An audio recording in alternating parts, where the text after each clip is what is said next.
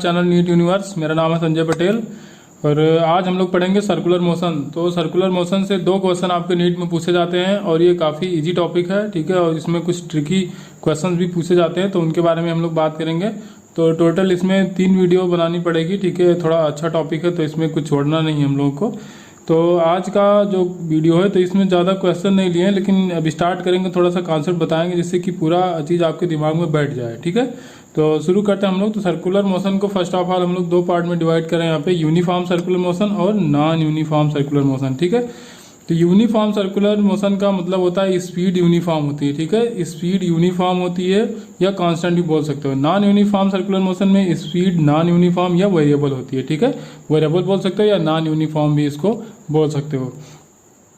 Circular motion is always accelerated. तो ऐसा हम इसलिए बोल सकते हैं क्योंकि यहाँ जो आपकी वेलोसिटी होती है तो लगातार चेंज होती रहती है, ठीक है। मैग्नीट्यूड भले उसका कांस्टेंट रहता है लेकिन तभी उसकी डायरेक्शन लगातार बदलती रहती है, ठीक है। तो इसलिए हम लोग बोल सकते हैं circular motion is always accelerated. ये किसी थ्योरेटिकल क्वेश्चन के पॉइंट में आपको दिया जा सकता है, तो इसको आप गलत सोच सकते हो, लेकिन ये सही स्टेटमेंट है, ठीक है। Circular motion is always accelerated, ठीक। तो अब यहाँ पे हम देखेंगे, पहले डिस्टेंस देखेंगे, ठीक है। डिस्प्लेसमेंट भी देखेंगे। एक पॉइंट से जब दूसरे पॉइंट पे पहुंचता है कोई पार्टिकल सर्कुलर पाथ पे अगर मूव कर रहा है, ठीक है, तो उसमें हम लोग उसका डिस्टेंस भी देखेंगे, डिस्प्लेसमेंट देखेंगे, एवरेज वेलोसिटी देखेंगे, एवरेज स्पीड देखेंगे, चेंज इन एवरेज वेलोसिटी, ठीक है, और एवरेज एक्सेलरेशन भी देखेंगे। अब यहाँ पे देखिए सर्कुलर पाथ बना हुआ है, तो ये इसका सेंटर है, ठीक है। सर्कुलर पाथ का सेंटर है। कोई पार्टिकल ये से मूव करके वी तक पहुंचता है, ठीक है। ये से शुरू करता है अपनी जर्नी और वी तक पहुंचता है, ठीक है। तो ये इनिशियल पोजीशन वेक्टर है, ये फाइनल पोजीशन वेक्टर है, ठीक है। आर एफ हो गया फाइनल पोजीशन वेक्टर। तो अब इसका डिस्प्लेसमेंट निकालना, तो क्या करेंगे, R final minus R initial, ठीक है। तो delta R equal to D या R final minus R initial, इसका मॉड लेंगे हम लोग, ठीक है। तो delta R equal to D, ये इसको आपको याद करना 2r साइन थीटा बाई 2, ठीक है। जब भी आपसे डिस्प्लेसमेंट पूछा जाए तो ये आप कह सकते हो 2r साइन थीटा बाई 2, ठीक है। यहाँ से पार्टिकल जब यहाँ पहुंचेगा तो ये तो होगी डिस्टेंस, ठीक है। ये होगी आपकी डिस्टेंस, जो आपका आर्क है ये हो जाएगा डिस्टेंस। लेकिन जब डिस्प्लेसमेंट की बात की जाएगी तो एक पोजीशन से दूसरे पोजीशन पहुंचने में 2r साइन थीटा बाई 2। अब r क्या है यहाँ पे, तो r इसका रेडियस ही है, जो सर्कुलर पाथ है इसका रेडियस जो है वो r होता है। और थीटा ये एंगल जो मूव किया, ठीक है। एंगुलर डिस्प्लेसमेंट जो होगा वो हो जाएगा थीटा आपका। तो डिस्प्लेसमेंट कितना होगा, theta equal to 2r sine theta by 2। अब यहाँ फार्मूले आपको याद करने पड़ेंगे, ठीक है। कुछ फार्मूले याद करने पड़ेंगे, तो उसके लिए आप तैयार रहिए। अब अगर एवरेज वेलोसिटी की बात की जाए तो v एवरेज इक्वल टू क्या, अब डी बाई डी टी करेंगे अगर हम लोग, ठीक है। D by D T, D क्या था, डिस्प्लेसमेंट था। डिस्प्लेसमेंट का अगर डिफरेंशिएशन करेंगे टाइम के रेस्पेक्ट में, तो अब देखिए डी क्या था आपका, डेल्टा आर के बराबर था, तो delta are by D T हम लोग लिख दिया। और डेल्टा आर या डी किसके बराबर था, 2r साइन थीटा बाई 2, तो वही हम लोग लिख दिया 2r sine theta by 2 upon delta T यहाँ पे है, तो डेल्टा टी ये कर दिया। तो ये हो जाएगा आपका एवरेज वेलोसिटी, ठीक है। वी एवरेज हो जाएगा यहाँ पे 2r sine theta by 2 upon delta T या डी टी जो भी लिखना है, ठीक है। चेंज इन टाइम, ठीक है, कितने टाइम में पहुंचा वो नीचे कर देंगे, बस आपका एवरेज वेलोसिटी निकल के आ जाएगा। अब देखिए एवरेज स्पीड की बात की जाए तो एवरेज स्पीड तो कांस्टेंट होगी, ठीक है। यूनिफॉर्म सर्कुलर मोशन है तो एवरेज स्पीड कांस्टेंट होगी। अब देखिए चेंज इन स्पीड, जब स्पीड कांस्टेंट है, स्पीड में कोई मैग्नीट्यूड तो होता है लेकिन कोई डायरेक्शन तो होती नहीं कि डायरेक्शन का कोई मतलब होता है, तो change in speed equal to 0 हो जाएगा, ठीक है। इतना आपको याद रखना। अब आगे बढ़ते हैं हम लोग। अब देखना है चेंज इन वेलोसिटी, ठीक है। तो चेंज इन वेलोसिटी क्या करोगे, final velocity minus initial velocity, तो delta V equal to V final minus V initial. जैसे कोई लास्ट पेज पे मैंने जो आपको डायग्राम दिखाया था, पॉइंट ए से बी तक मूव कर रहा था कोई पार्टिकल था, ठीक है। तो यहाँ पे जो वेलोसिटी होगी तो हो जाएगी वी इनिशियल, और यहाँ जो वेलोसिटी होगी वी फाइनल हो जाएगी, ठीक है। तो चेंज इन वेलोसिटी कैसे निकालोगे, V final minus V initial, तो delta V equal to 2v sine theta by 2, ठीक है। ये आपको याद रखना है, delta V equal to 2v sine theta by 2, ठीक है। ये आएगा आपका चेंज इन वेलोसिटी, ठीक है। डिस्प्लेसमेंट क्या आया था,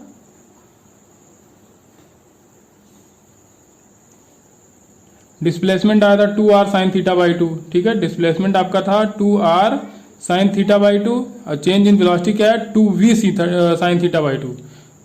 चेंज इन वेलोसिटी क्या है, 2v sine theta by 2। Change in velocity क्या है, 2v साइन थीटा बाई 2। अब देखिए अब एवरेज एक्सेलरेशन आपको देखना है, तो क्या करोगे, एवरेज वेलोसिटी जो आई थी, ठीक है, चेंज इन वेलोसिटी देखा जाए, change in velocity upon change in time कर दोगे तो आपका एवरेज एक्सेलरेशन निकल के आ जाएगा। तो चेंज इन वेलोसिटी क्या है यहाँ पे, 2v साइन थीटा बाई 2 है, अपॉन चेंज इन टाइम कर दोगे, ठीक है। तो ये निकल के आ जाएगा आपका एवरेज एक्सेलरेशन।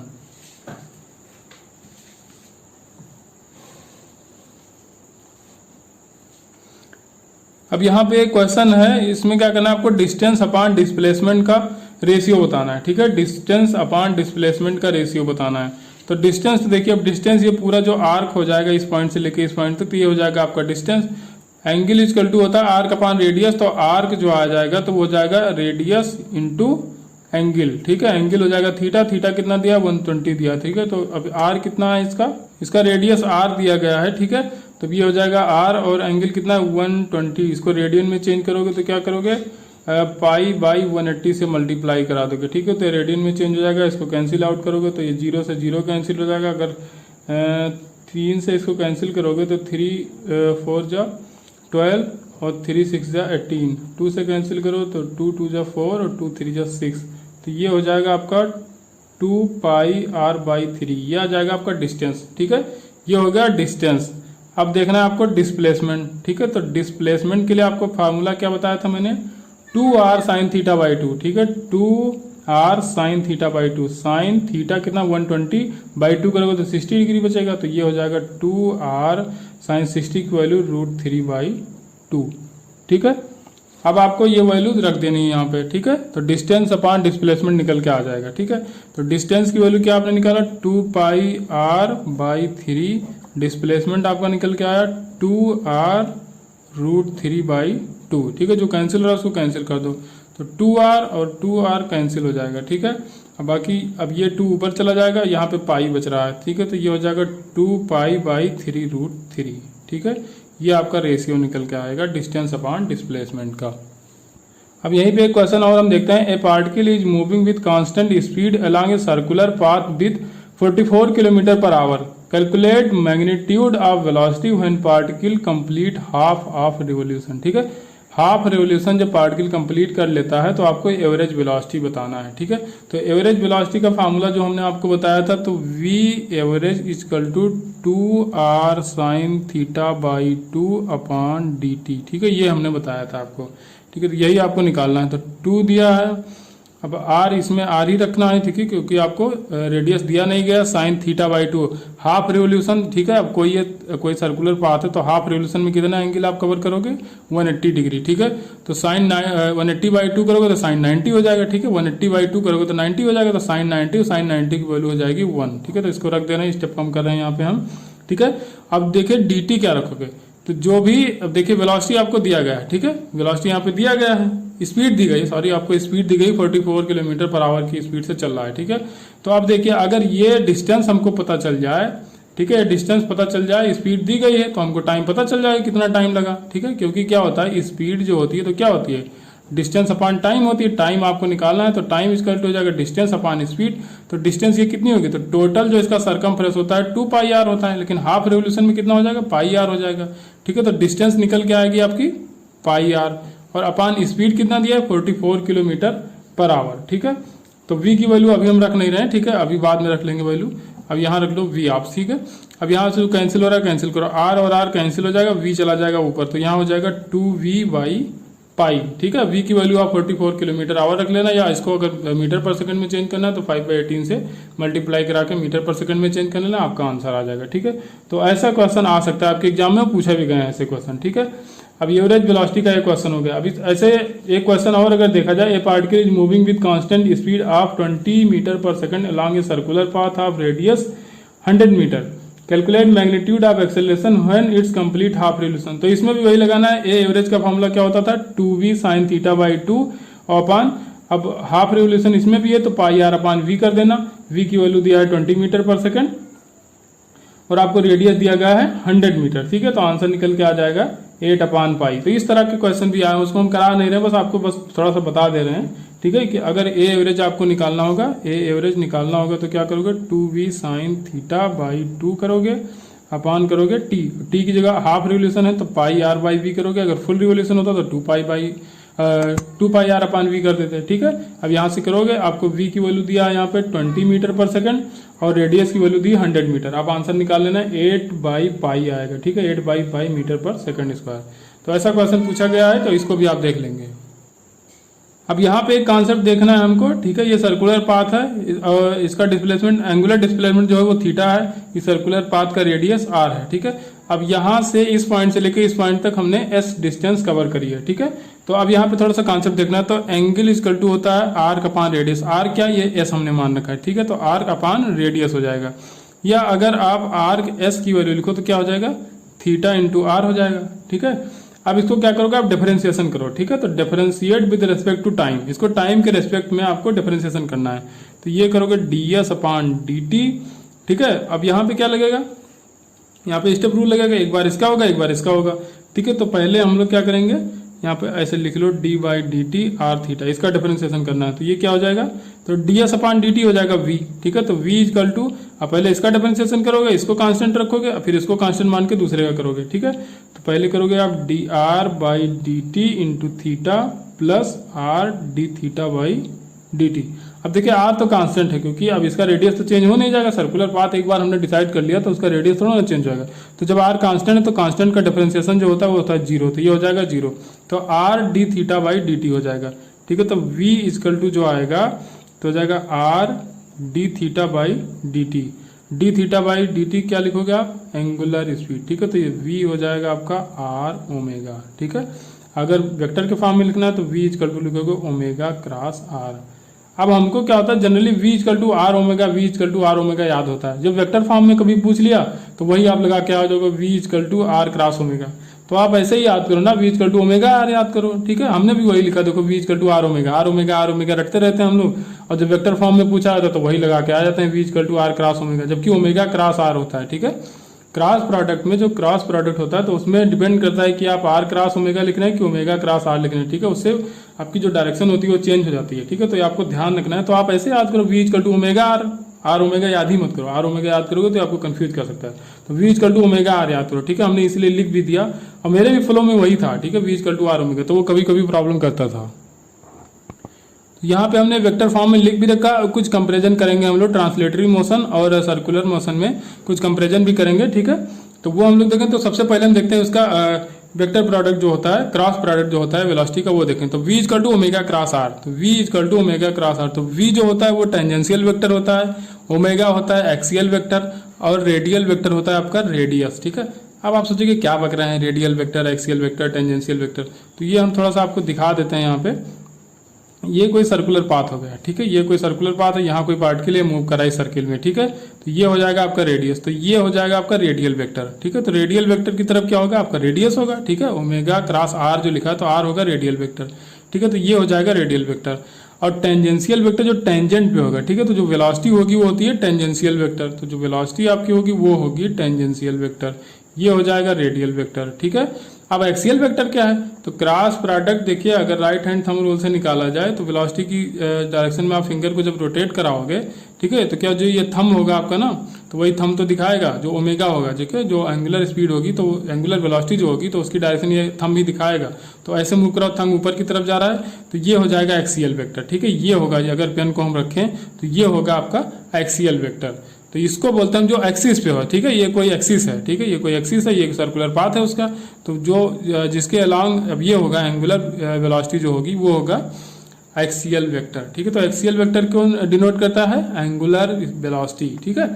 एंगुलर स्पीड नहीं बोल रहे क्योंकि स्पीड में कोई डायरेक्शन नहीं होती, ठीक है। एंगुलर वेलोसिटी बोल रहे हैं। अब देखो यहाँ पे ट्रांसलेटरी मोशन और सर्कुलेटरी मोशन में कुछ हमने कंपैरिजन किया हो, तो वो देखो। ट्रांसलेटरी मोशन में हम लोग जो डिस्प्लेसमेंट होता है उसको एस से दिखाते हैं, सर्कुलर मोशन में हम लोग थीटा से दिखाएंगे, ठीक है। यहाँ पे वेलोसिटी वी होती है, यहाँ पे ओमेगा होता है, ठीक है। अब ट्रांसलेटरी मोशन में एक्सेलरेशन जो होता है ए होता है, सर्कुलर मोशन में अल्फा होता है, ठीक है। एंगुलर एक्सेलरेशन अल्फा होता है। अब A equal to DB by D T जग जाहिर है, सब लोग जानते हैं, ठीक है। लेकिन अब इसका दूसरा फार्मूला भी शायद आपको पता होगा, नहीं पता है तो देख लो, V DV by D S होता है, ठीक है। V DV by D S भी होता है। ट्रांसलेटरी मोशन में जो एक्सेलरेशन होता है उसका formula V DV by D S भी होता है, ठीक है। जो हमने 1D मोशन पढ़ाया तो इसका यूज भी किया था। सर्कुलेटरी मोशन में अब सेम चीजें हैं, तो थोड़ा सा चेंज होगा। अब यहाँ क्या था, ए था, इसको हम अल्फा से डिनोट करेंगे, और यहाँ पे डीवी बाई डी टी था, तो यहाँ पे वेलोसिटी वी थी, तो हमने डीवी बाई डी टी किया। यहाँ पे वेलोसिटी क्या ओमेगा है, तो यहाँ पे D omega by D T कर देंगे। यहाँ पे वी था, यहाँ पे ओमेगा किया, यहाँ डीवी बाई डी एस था, यहाँ D omega by D theta, क्योंकि यहाँ पे जो डिस्प्लेसमेंट है एस है, यहाँ पे डिस्प्लेसमेंट थीटा है, बस थोड़ा सा चेंज हुआ। अब V equal to D S upon D T, omega equal to D theta upon D T, बस इतना सा चेंज है इसमें। तो ये अगर आपको 1D मोशन वाले फार्मूले याद हैं, ट्रांसलेटरी मोशन वाले फार्मूले याद हैं, तो सर्कुलर मोशन के फार्मूले आप आराम से याद कर सकते हो। बस आपको क्या करना है, v की जगह ओमेगा रखना है, s की जगह थीटा रखना है, बस इतना चेंज करना है, a की जगह अल्फा रख देना, बस इतना चेंज करोगे आराम से सारे फार्मूले याद हो जाएंगे, इसमें कोई फार्मूला रटने की जरूरत नहीं है। ठीक है, अब हम देखेंगे acceleration in circular motion. Acceleration देखने से पहले थोड़ा सा देख लेते हैं। जैसे देखो, अब ये जो आपका v है, v equal to omega cross r, तो v होगा आपका ओमेगा के भी परपेंडिकुलर होगा और r के भी परपेंडिकुलर होगा। यहाँ पे देख लो, ठीक है, ये वेक्टर आपका r है तो इसके भी परपेंडिकुलर है v, तो v पेपर के प्लेन में ही है, लेकिन एक्सियल वेक्टर जो ओमेगा है तो वो आपका पेपर प्लेन के ऊपर है, ठीक है, बाहर है प्लेन के। तो देखिए v क्या है, v ओमेगा के भी परपेंडिकुलर है और r के भी परपेंडिकुलर है, क्योंकि r तो पेपर के प्लेन में है। ठीक है, तो तीनों आपस में म्यूचुअली परपेंडिकुलर होते हैं। ठीक है, तो v dot omega equal to 0, आपको पता है कोई दो वेक्टर जो आपस में परपेंडिकुलर होते हैं उनका डॉट प्रोडक्ट 0 आता है। तो देखिए v ओमेगा के साथ डॉट प्रोडक्ट 0, v का r के साथ डॉट प्रोडक्ट 0, ओमेगा का r के साथ भी डॉट प्रोडक्ट 0, क्योंकि ये तीनों आपस में म्यूचुअली परपेंडिकुलर हैं। ऐसे अगर हम लोग बात करते हैं टॉर्क की बात करें तो टॉर्क क्या होता है, r क्रॉस f होता है। ठीक है, टॉर्क होता है r क्रॉस f, तो जो टॉर्क आएगा तो वो r के भी परपेंडिकुलर होगा और f के भी परपेंडिकुलर होगा। ठीक है, अब जैसे हमको लगाना है, यहाँ से कोई फोर्स हम लगा रहे हैं, ठीक है, ये कोई फोर्स लगा रहे हैं, तो जो फोर्स आपका यहाँ से लगाओगे ये हो गया r, इसके एक्सिस पे आप लगा रहे हो तो टॉर्क की डायरेक्शन ऊपर होगी, तो जो टॉर्क आएगा तो वो इस r के भी परपेंडिकुलर होगा, f के भी परपेंडिकुलर, तो वही हमने लिखा टॉर्क टाउ, ठीक है, या टॉ बोलते हैं इसको, तो टॉ डॉट आर, तो इसका भी डॉट प्रोडक्ट 0, टॉ का एफ के साथ भी डॉट प्रोडक्ट 0 और एफ का आर के साथ भी डॉट प्रोडक्ट 0, क्योंकि ये तीनों आपस में म्यूचुअली परपेंडिकुलर होते हैं। ठीक है, अब वहां भी जो टॉ होता है वो एक्सियल वेक्टर होता है। ठीक है, आर वही हो जाएगा रेडियल वेक्टर और फोर्स हो जाएगा टेंजेंशियल। यहाँ पे फोर्स कैसे लग रहा है, टेंजेंट पे लग रहा है, तो फोर्स हो जाएगा टेंजेंशियल वेक्टर, आर हो जाएगा रेडियल वेक्टर, और जो टॉर्क आपका निकल के आ जाएगा वो हो जाएगा एक्सियल वेक्टर। अब हम आते हैं एक्सेलरेशन पे। अब एक्सेलरेशन देखो, acceleration in circular motion a equal to D V by D T. ठीक है, D V by D T ये लीनियर एक्सेलरेशन होता है a, तो a अब d बाई डी टी किया हमने, अब v की जगह अभी हमने निकाला था ओमेगा क्रॉस r। ठीक है, v equal to omega cross r, तो हमने रख दिया यहाँ पे ओमेगा क्रॉस r। अब हम सर्कुलर मोशन में निकालने जा रहे हैं, क्योंकि वेलोसिटी हमने रख दी सर्कुलर मोशन वाली। ठीक है, v equal to omega cross r। अब a इक्वल टू देखो, अब इसका अंदर मल्टीप्लाई कराओगे तो ये निकल के आएगा omega into D R by D T plus D omega by D T into R. ठीक है, तो ये निकालो तो ओमेगा तो एज इट इज रहेगा, D R by D T को आप वी लिख सकते हो। ठीक है, D omega by D T को आप अल्फा लिख सकते हो। ठीक है, एंगुलर एक्सेलरेशन अभी हमने बताया था यहाँ पे। ठीक है, अल्फा इक्वल टू क्या था, D omega by D T into R. ठीक है, ओमेगा की जगह ओमेगा वी, और अभी देखो यहाँ भी वही होगा। ठीक है, ओमेगा होगा एक्सियल वेक्टर, तो वेलोसिटी होगी टेंजेंशियल वेक्टर। ठीक है, तो आपका जो एक्सेलरेशन निकल के आएगा वो क्या बचेगा इसमें, रेडियल वेक्टर, तो एक्सेलरेशन हो जाएगा रेडियल वेक्टर। तो ऐसे देखना है आपको। अब यहाँ पे देखो जो एंगुलर एक्सेलरेशन होगा वो एक्सियल वेक्टर होगा। ठीक है, और जो वेलोसिटी है वो रेडियल वेक्टर है, तो अब क्या बचा यहाँ पे टेंजेंशियल वेक्टर बचा। ठीक है, तो ए क्या हो जाएगा, यहाँ पे टेंजेंशियल हो जाएगा, मतलब ए जो आपका निकल के आएगा वो टेंजेंशियल भी होगा और रेडियल भी होगा। ठीक है, तो A equal to A T plus A R होगा, मतलब कि जब भी एक्सेलरेशन आप निकालोगे तो जो वेक्टर ए आएगा तो ए आएगा तो हो जाएगा ए टी, मतलब टेंजेंशियल वेक्टर और रेडियल वेक्टर का जो सम होता है। ठीक है, वो दोनों मिला के आएगा। अब देखो A equal to A R plus A T. अब यहाँ पे सर्कुलर पाथ है कोई पार्टिकल है तो इसका एक्सेलरेशन ए है, तो इसके कंपोनेंट हमने किए। ठीक है, तो ये हो जाएगा आपका टेंजेंशियल वेक्टर, ये हो जाएगा रेडियल वेक्टर। तो अब देखिए, अब जो भी आप एंगल लोगे ना तो टेंजेंशियल वेक्टर से लेना। ठीक है, जो भी एंगल लोगे तो टेंजेंशियल एक्सेलरेशन से लोगे। तो आप देखिए थीटा की डायरेक्शन में क्या हो जाएगा, ए कॉस थीटा हो जाएगा, और इस तरफ हो जाएगा ए साइन थीटा, जो परपेंडिकुलर आएगा वो हो जाएगा ए साइन थीटा। तो ए आर इक्वल टू हो जाएगा A sine theta, A T equal to हो जाएगा ए कॉस थीटा। ठीक है, तो ए टी हमने लिख दिया यहाँ पे ए कॉस थीटा, ए आर हो गया ए साइन थीटा। ठीक है, अब इसका सम जब निकालोगे तो क्या हो जाएगा, under root A one square plus A T square, तो यहाँ पे cos square theta plus sine square theta, तो इसकी वैल्यू 1 हो जाएगी, तो सीधे निकल के आ जाएगा ए T square plus A R square. ठीक है, तो ये आपको याद रखना है, जो आपको सिर्फ एक्सेलरेशन पूछा जाएगा तो आप A T square plus A R square, under root A T square plus A R square दोनों निकालोगे। ठीक है, अगर अकेले कोई पूछ लिया टेंजेंशियल या रेडियल तो उसके लिए भी हम बात करेंगे, लेकिन अगर सिंपल आपसे एक्सेलरेशन पूछा जा रहा है टोटल एक्सेलरेशन, तो टेंजेंशियल और रेडियल दोनों आप कंसीडर करोगे, किसी एक को ऑप्शन में टिक करके नहीं, जबकि ऑप्शन में तीनों दिया जाएगा। ठीक है, एक तो ये भी दिया जाएगा और टेंजेंशियल अकेले भी दिया जाएगा, रेडियल भी अकेले दिया जाएगा। ठीक है, तो आपको सावधान रहना है यहाँ पे, जब टेंजेंशियल या रेडियल की बात करें तभी आंसर लगाना, नहीं तो आपको टोटल एक्सेलरेशन जो है वो कैलकुलेट करके ऑप्शन में लगाना पड़ेगा। ठीक है, अब देखो यहाँ पे A sine theta upon A cos theta, यही कर दिया हमने, A sine theta upon A cos theta, तो A R upon A T हो जाएगा, A R upon A T. तो sine theta upon cos theta होता है tan theta, A cancel out हो जाएगा, तो ये हो जाएगा sine theta equal to A R upon A T, या theta equal to tan inverse A R upon A T. तो इसको भी आप कर सकते हो, ये वाला थीटा जो हमने लिया है तो ये क्या हो जाएगा, tan inverse A R upon A T. अब ये आप याद कर लो, A equal to alpha cross R, ठीक है, अल्फा क्या था यहाँ पे, एंगुलर एक्सेलरेशन था, ठीक है, तो A equal to R alpha plus omega cross V, ठीक है। तो ये आपको याद है, तो ये जो मेन फार्मूला आपका था वो ये था, ठीक है, A equal to A T plus A R, tangential acceleration plus radial acceleration. अब हमको देखना है रेडियल एक्सेलरेशन, ठीक है, तो रेडियल एक्सेलरेशन जो होता है ए आर, तो ये होता है ओमेगा क्रॉस वी, ठीक है, ओमेगा क्रॉस वी होता है ए आर, ठीक है, ये हो जाएगा आपका रेडियल वेक्टर, तो A R omega cross V लिख सकते हो। या अब देखिए, अब यहाँ पे अगर देखा जाए तो v होता है टेंजेंशियल वेक्टर, ओमेगा होता है एक्सियल वेक्टर, दोनों आपस में परपेंडिकुलर। तो जब क्रॉस प्रोडक्ट आप खोलोगे यहाँ पे ओपन करोगे तो ए आर इजकल टू आएगा omega V sine theta, sine theta की वैल्यू।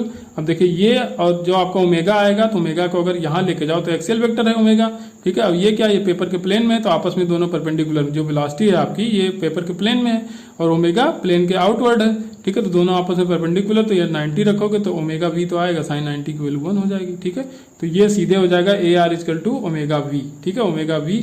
अब ओमेगा वी इसलिए अगर वी ओमेगा नहीं बोल रहे हैं, क्योंकि वी ओमेगा जब हम बोलेंगे तो आप वी क्रॉस ओमेगा लगा के आ जाओगे, ओमेगा क्रॉस वी है, ये ध्यान में रखना है, ठीक है। अब देखो V equal to omega R हमने पढ़ा था, ठीक है, V equal to omega R पढ़ा था, तो यहाँ पे V equal to omega R रखोगे तो ओमेगा ओमेगा का स्क्वायर हो जाएगा और आर रह जाएगा, तो ये हो जाएगा ओमेगा आर, ठीक है, ओमेगा स्क्वायर आर। अब ओमेगा स्क्वायर की जगह आप लिख दोगे V square upon R square, ठीक है, ओमेगा, क्योंकि v equal to omega R आपने पढ़ा था, तो ओमेगा की जगह v बाई आर कर दोगे, आर नीचे चला आएगा, ठीक है। तो ओमेगा स्क्वायर की जगह V square upon R square करोगे, तो यहाँ ओमेगा स्क्वायर की जगह V square upon R square किया, तो एक आर, एक ऊपर वाले आर से कैंसिल हो जाएगा, तो वी स्क्वायर अपन आर बच जाएगा, ठीक है। इसी को ए सेंट्रीपिटल भी बोलते हैं, ठीक है, सेंट्रीपिटल एक्सेलरेशन भी इसको बोलते हैं, रेडियल एक्सेलरेशन को, क्योंकि यही पार्टिकल को सेंटर की तरफ खींचता है, ठीक है, तो इसको सेंट्रीपिटल एक्सेलरेशन भी बोलते हैं। और जो रेडियल एक्सेलरेशन होता है तो इनवर्ड लगता है, ठीक है, आपको ध्यान रखना, ये बात आपको ध्यान रखनी है कि इनवर्ड होता है, जो भी रेडियल एक्सेलरेशन होता है तो इसको सेंट्रीपिटल एक्सेलरेशन भी बोलते हैं, और ये रेडियली इनवर्ड होता है, ठीक है, इतना आपको ध्यान में रखना है।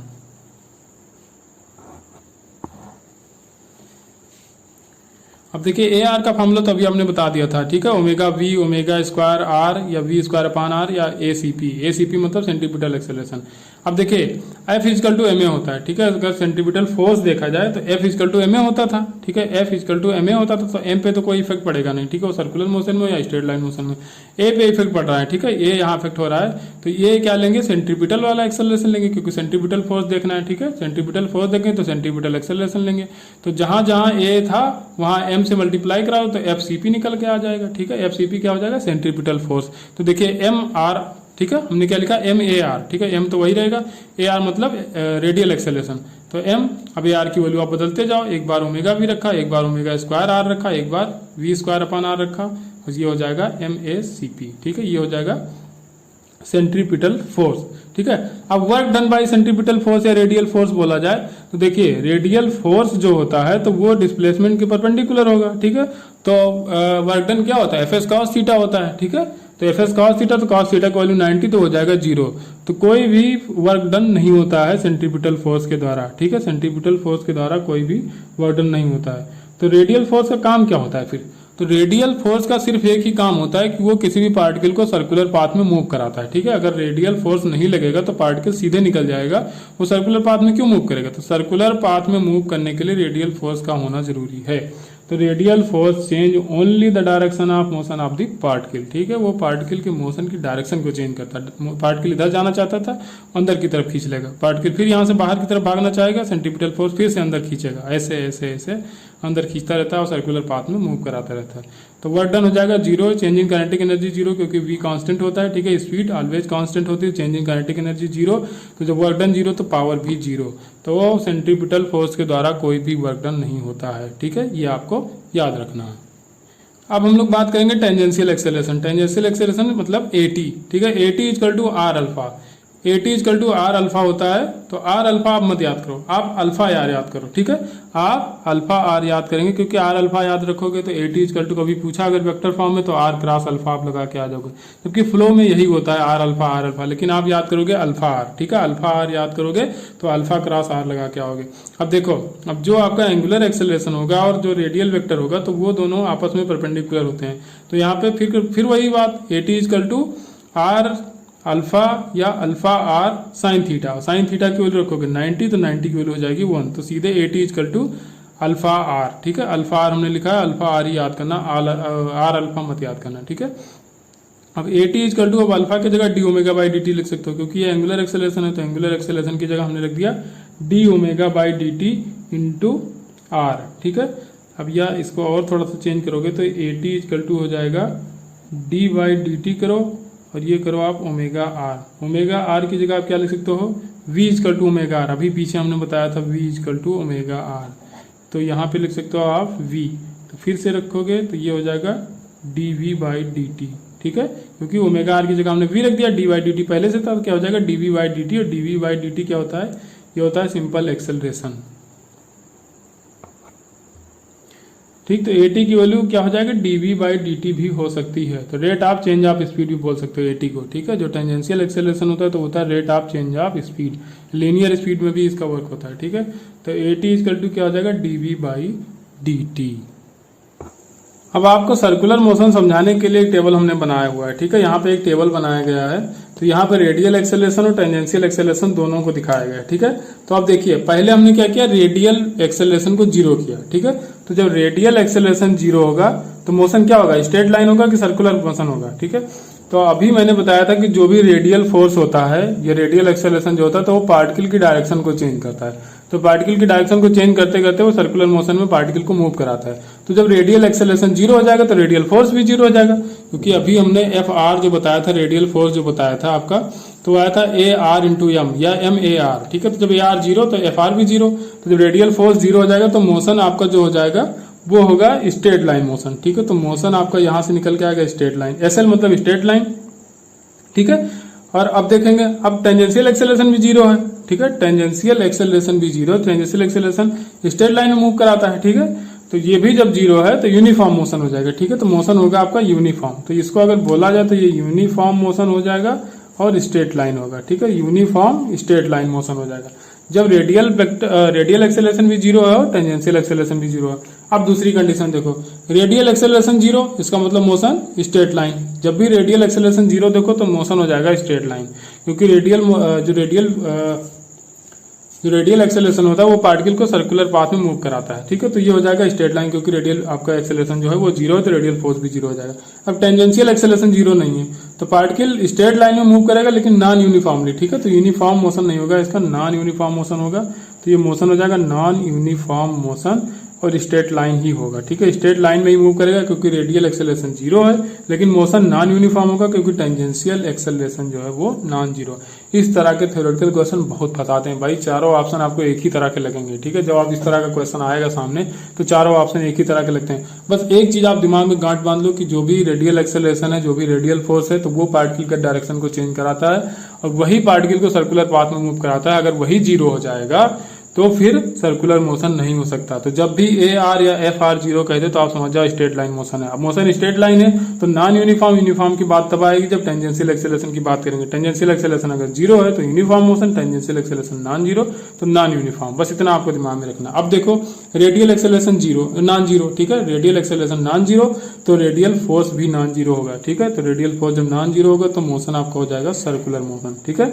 सर्कुलर मोशन होगा, टेंजेंशियल एक्सेलरेशन जीरो है इसलिए यूनिफॉर्म मोशन। तो ये हो जाएगा सर्कुलर मोशन और यूनिफॉर्म, ठीक है। यूनिफॉर्म सर्कुलर मोशन ये हो जाएगा क्योंकि एटी जीरो है। अब यहाँ पे क्या क्या रेडियल एक्सेलरेशन फिर से नॉन जीरो है, तो फिर से नॉन जीरो तो फिर से जो सर्कुलर पाथ ही होगा, ठीक है। जो भी पाथ होगा सर्कुलर पाथ होगा, क्योंकि जो आपका रेडियल फोर्स होता है, ठीक है, तो वो क्या कराता है पार्टिकल को सर्कुलर पाथ में मूव कराता है, उसकी डायरेक्शन लगातार चेंज करता रहता है। तो जब ये नॉन जीरो है तो वो सर्कुलर पाथ में मूव कराएगा तो मोशन सर्कुलर मोशन। और आपका यहाँ पे जो टेंजेंशियल एक्सेलरेशन वो भी नॉन जीरो है, ठीक है। तो वो नॉन जीरो तो वो नॉन यूनिफॉर्म मोशन कराएगा, लगातार उसकी स्पीड को बढ़ाता रहेगा, ठीक है। तो ये हो जाएगा सर्कुलर मोशन नॉन यूनिफॉर्म। बस ये चार कंडीशन आपको अच्छे से याद करना है, ठीक है। और बाकी हम लोग नेक्स्ट वीडियो में बात करेंगे circular motion in horizontal plane, और उसके बाद बात करेंगे हम circular motion in vertical plane. तो वहां से क्वेश्चन सबसे ज्यादा पूछे गए, यहाँ से ज्यादातर आपको थ्योरेटिकल क्वेश्चन मिलेंगे, या कई बार एक्सेलरेशन के क्वेश्चन पूछे गए। ठीक है, ये हम कहेंगे एक्सेलरेशन के क्वेश्चन कई बार पूछे गए, आपके नीट 2016 में पूछा गया था। ठीक है, तो ये आपको ध्यान रखना। बाकी टेंशन वाली बात और ये जो भी होता है, कोई रोप वाला एक केस आता है, ठीक है, कोई बाल्टी में रोप बांध के घुमाया जाता है तो बाल्टी से पानी गिरेगा नहीं गिरेगा, तो वो सारी बातें हम लोग वर्टिकल सर्कुलर मोशन में करेंगे। तो यहाँ पे हम लोग इतना ही रखेंगे। ठीक है, बाकी देखेंगे नेक्स्ट वीडियो में। Thank you.